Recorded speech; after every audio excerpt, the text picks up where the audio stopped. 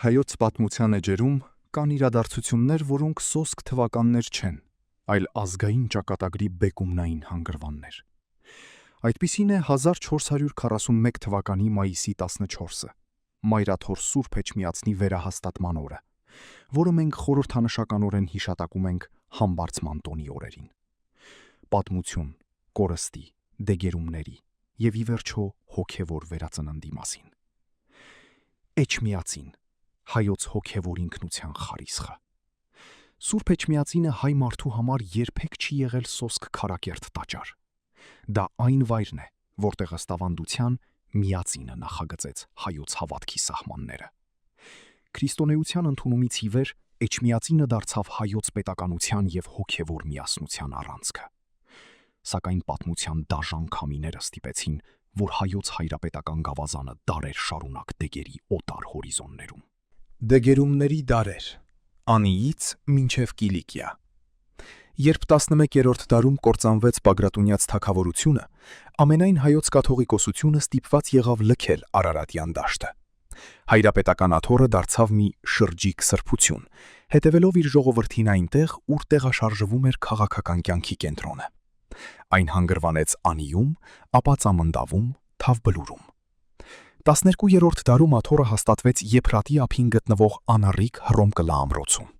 Այստեղ էր, որ Ներսես շնորհալու նման մեծությունները կերտեցին հայ միջնադարյան մշակույթի փայլուն էջերը։ Սակայն Հռոմկլայի անկումից հետո 1293 թվականին կաթողիկոսարանը տեղափոխվեց Կիլիկյան Հայաստանի մայրաքաղաք Սիս։ Շուրջ 1.5 դար Սիսը դարձավ հայության հոգևոր ու մշակութային դարբնոցը, բայց երբ 1375-ին կործանվեց նաև Կիլիկիայի հայկական թագավորությունը, Մայրաթորը կրկին հայտնվեց որբացած ու վտանգված վիճակում։ 1441 թվական վերադարձի մեծ երազանքը։ 15-րդ դարի սկզբին արևելահայ վարդապետների, իշխանների և ժողովրդի մեջ հասունացավ մեծ գաղափարը։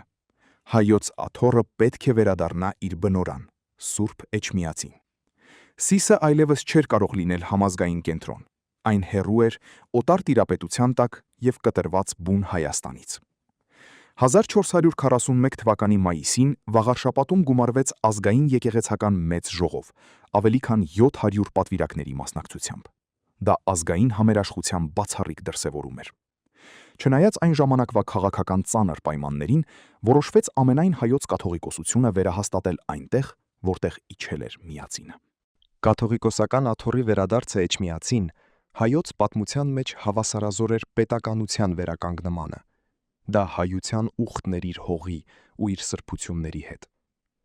Հետաքրքիր է, որ այս պատմական անցքը հիշատակվում է Համբարձման տոնի օրերին։ Ինչպես Քրիստոսը համբարձվեց երկինք, իր աշակերտներին թողնելով Սուրբ Հոգու ներկայությունը, այնպես էլ հայոց աթոռը համբարձվեց Սիսի փլատակներից ու վերահաստատվեց Արարատի հայացքի ներքո, դառնալով հավերժական լույսի աղբյուր։ Այսօր, նայելով Մայրաթոր Սուրբ Էջմիածնի կամարներին, մենք պետք է հիշենք այն հեռատես հայրերին, որոնք 1441-ին չվախեցան դժվարություններից և աթոռը վերադարձրին տուն։ Էջմիածինը մնաց և կմնա հայոց աշխարհի հոգևոր Հայաստանը։ Այնտեղ է մեր պատմության սկիզբը և այնտեղ է մեր ապագայի հույսը։ Թող Մայրաթորի վերահաստատման խորհուրդը մեզ սովորեցնի միշտ վերադառնալ մեր ակունքներին, պահպանել մեր միասնությունն ու հավատարիմ մնալ այն սուրբ տեսիլքին, որը դարեր առաջ լուսավորեց Գրիգոր Հայրապետի միտքն ու հոգին։